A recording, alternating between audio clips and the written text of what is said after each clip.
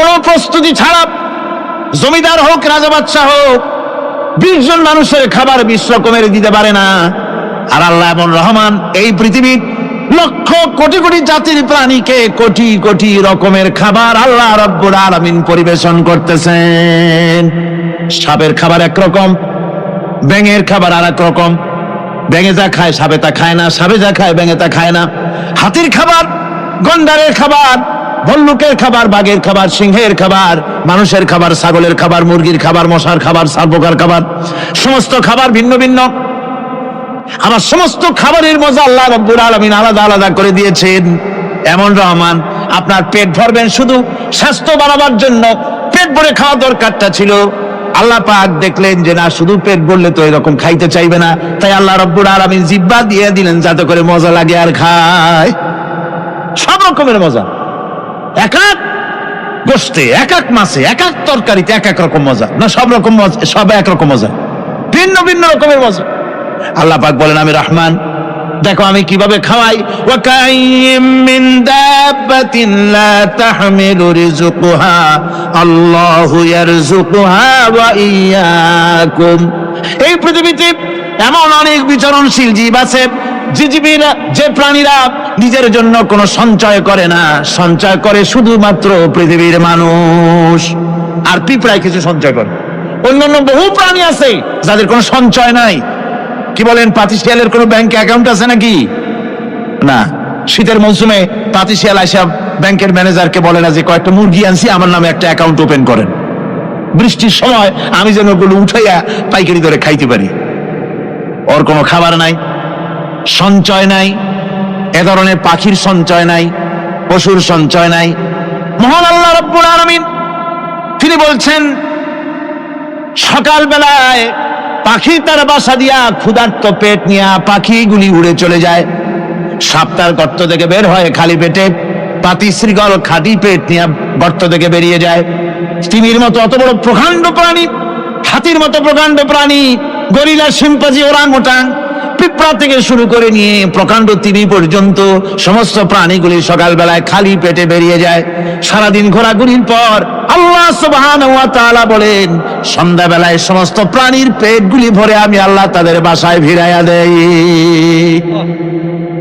আমি রহমান, এভাবে করে আমি আল্লাহ রাব্বুল আলামিন খাবারের বন্দোবস্ত করি, পড়ার বন্দোবস্ত করি, থাকার ব্যবস্থা করি।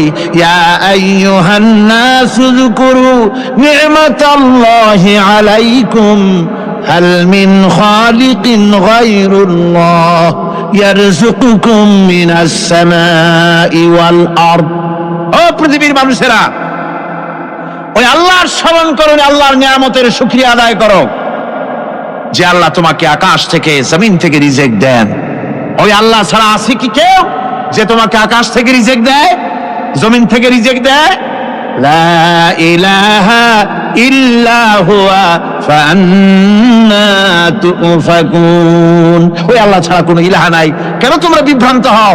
সেই আল্লাহর দিকে ফিরে আসো। আল্লাহ বলছেন, এভাবে আমি সমস্ত পৃথিবীর মানুষের রুজি রুটির বন্দোবস্ত করি, সমস্ত প্রাণীর রুজি রুটির ব্যবস্থা করি। আমি সেই রহমান। সুবহানাল্লাহ বিহামদি। ওয়া ইলাহুকুম ইলাহু ওয়াহিদ লা ইলাহা ইল্লা হুয়ার রহমানুর রহিম। এই হচ্ছেন তোমাদের আল্লাহ। সুবহানাল্লাহ। আল্লাহ বলছেন, ওয়া ইলাহুকুম ইলাহু ওয়াহিদ, তিনি হচ্ছেন এক আল্লাহ, এক ইলাহ, যিনি ছাড়া কোনো ইলাহ নাই। তিনি হচ্ছেন রহমান। তিনি কি? রহমান। তিনি হচ্ছেন রহিম। তিনি তোমাদের সব কিছুর ব্যবস্থা করে দিয়ে থাকেন, কোন জিনিস তোমাদেরকে বঞ্চিত করেন না। এই রহমান এমন রহমান যিনি তোমাদের সমস্ত নিয়ামত পূর্ণ করেন। আর রহমান এমন রহমান যে শুধু আপন আপন লোক দেখে তালাশ করে করে দেয় না, সকলকে দেয়। যারা নামাজ পড়ে তাদের দালান কোটা বেশি হয়, যারা তাহাজ্জুদ পড়ে তাদের ব্যাংকে টাকার অভাব নাই, যারা হজ করে যাকাত দেয় তারা টাকার জ্বালায়, পয়সা কড়ির জ্বালায় অস্থির। এরকম নাকি?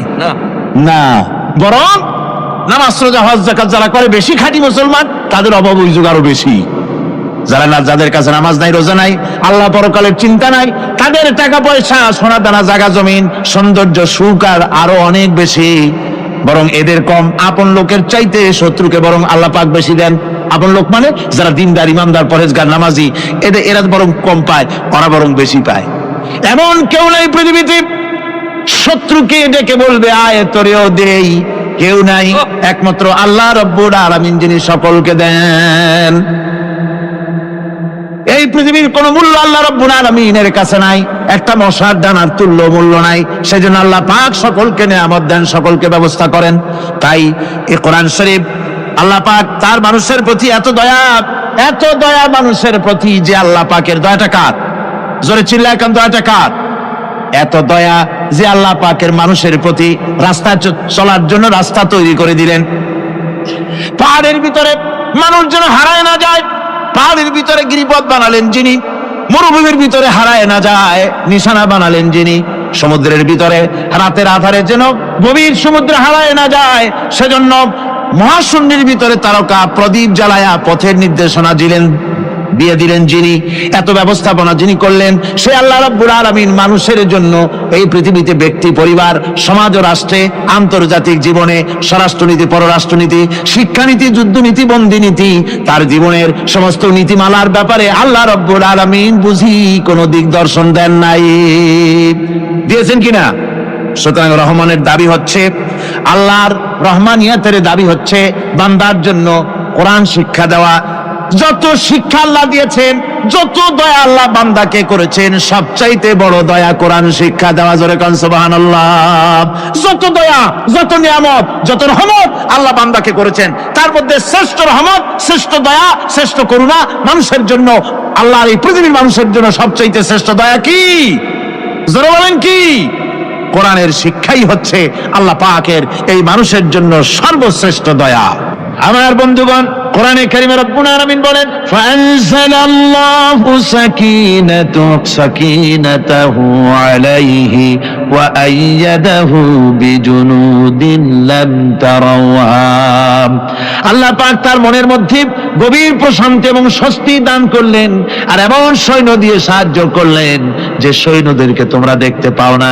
এভাবে করে রব্বুল আলামিন মুমিনদের বিপদে আপদে মুসিবতে সব সময় আল্লাহ পাক মুসলমানদেরকে সাহায্য করেছেন। জোরে বলেন সুবহানাল্লাহ। মুমিনদের সাহায্যকারী আল্লাহ। তাই ইসলামী আন্দোলনের সাথে যারা আছে, যারা কর্মী, যারা নেতা, যারা মুমিন, যারা ঈমানদার, মেঘের মতো প্রচন্ড কালো মেঘ হয়ে চতুর্দিক থেকে অন্ধকারের মতো এসেছে বিপদ, কোন বিপদ না। আল্লাহ পাক সাহায্যকারী। কে সাহায্যকারী? জোরে বলেন সাহায্যকারী কে? আল্লাহ সুবহানাহু ওয়া তাআলা, তিনি সাহায্যকারী, ভয় নাই। আল্লাহ পাকের উপর ঈমান আনলে পরে কলিজার ভিতরে দুর্জয় সাহসের সৃষ্টি হয়ে যায়, কোনো ভয় অন্তঃকরণে তার থাকে না। আল্লাহ পাক সাহায্য করেন। আর আল্লাহর উপরে ঈমান আনলে পরে রব্বুল আলামিন বলেছেন, ইয়া আইয়ুহাল্লাযীনা আমানু হাল আদুল্লুকুম আলা তিজারাতিন তুনজিকুম মিন আযাবিন আলীম। এমন একটা ব্যবসার কথা কি বলবো না, যে ব্যবসায় তোমাদেরকে জাহান্নামের আযাব থেকে বাঁচায় দেবে। তার প্রথম কাজই হলো আল্লাহর প্রতি ঈমান আনা। ঈমান আনলে পরে এই সমস্ত গুণ তৈরি হয়ে যায়।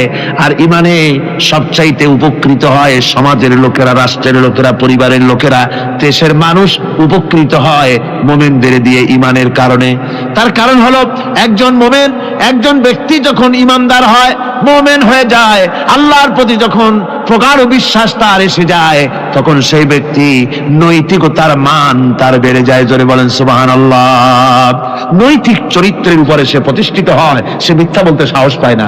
মুমিন ব্যক্তি মিথ্যা বলতে সাহস পায় না। কেন পায় না? মিথ্যা বলতে সাহস পায় না, ঠকাতে সাহস পায় না, ওজনে কম দিতে সাহস পায় না, শয়তানি বদমাশি করতে সাহস পায় না। তার কারণ হলো আল্লাহ পাক বলে দিয়েছেন, মুমিন কোরআনের ভিতরে পড়েছে, ইয ইয়াতালাক্কাল মুতালাক্কিয়ানি আনিল ইয়ামিনি ওয়া আনিশ শিমালি কাঈদ। দুজন নিয়ন্ত্রণকারী ফেরেশতা তোমার ডানে এবং বামে বসে বসে তোমাকে নিয়ন্ত্রণ করছে।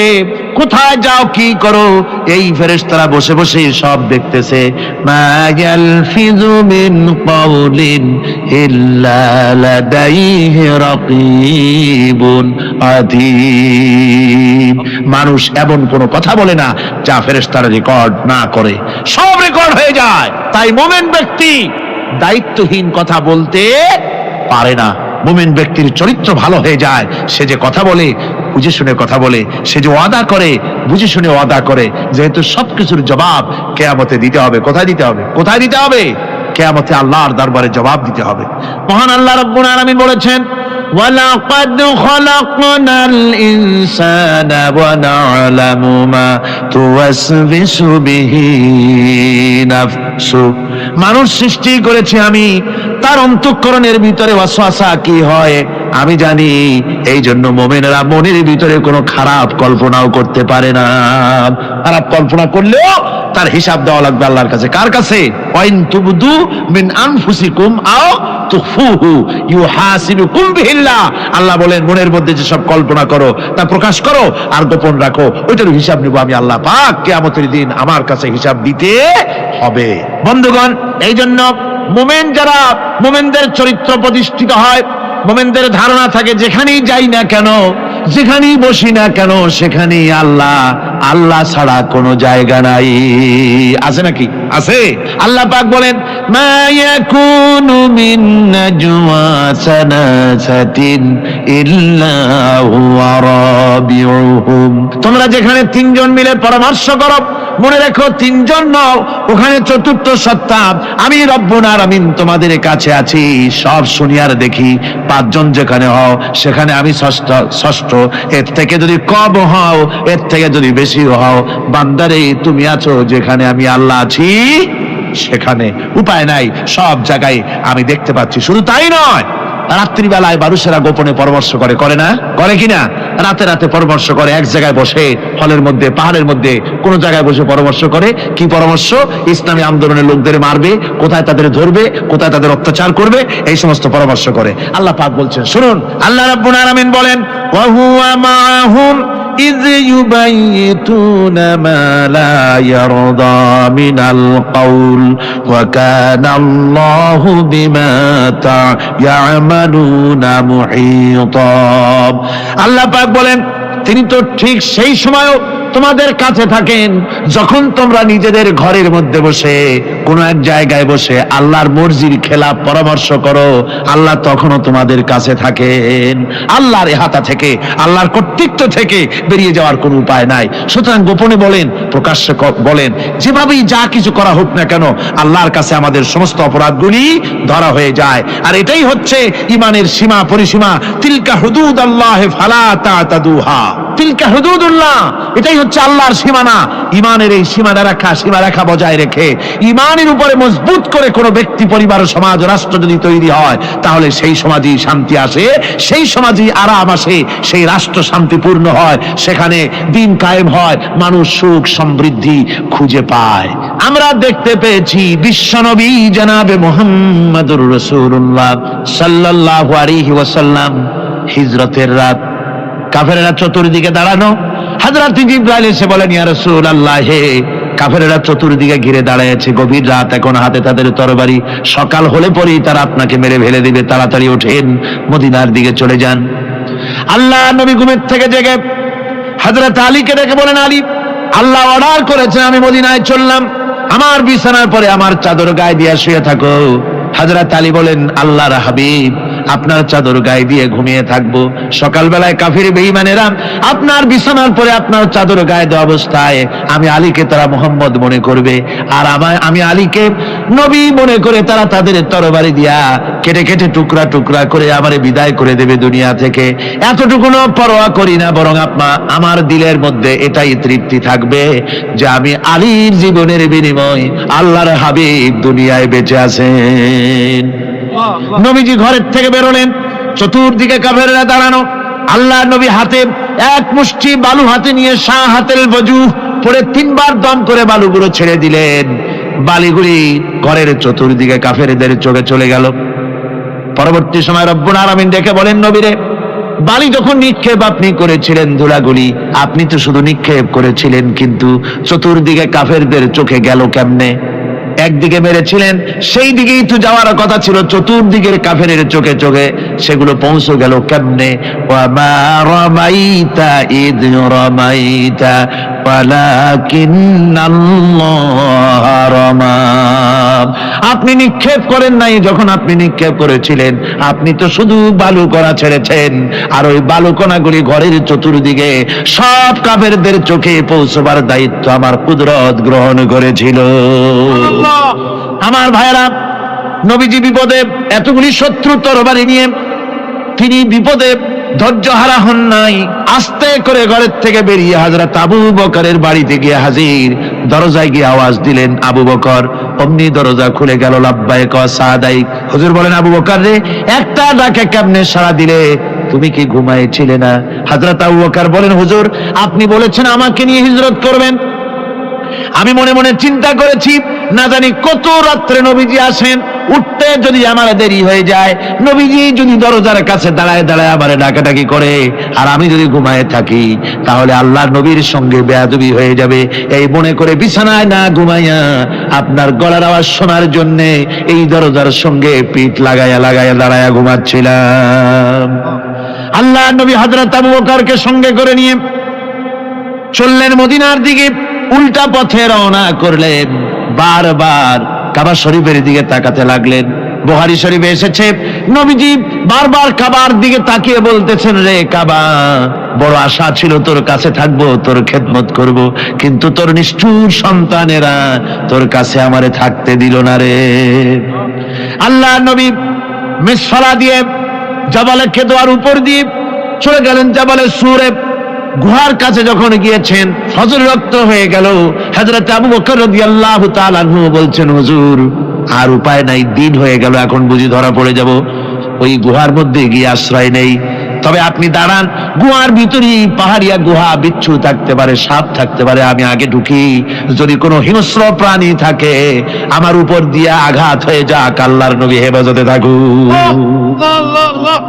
হযরত আবু বকর রাদিয়াল্লাহু তাআলা আনহু গুহার ভিতরে নামলেন। নেমে গুহা সাফ করে হুজুরকে ডাকলেন। হুজুর তাশরীফ ফরমালেন গুহার মধ্যে। হুজুর বলেন, আবু বকর হেঁটে হেঁটে কষ্ট হয়ে গেছে, তুমি বসো, তোমার উরুর উপরে মাথা রেখে আমি একটু ঘুমায়ে যাই।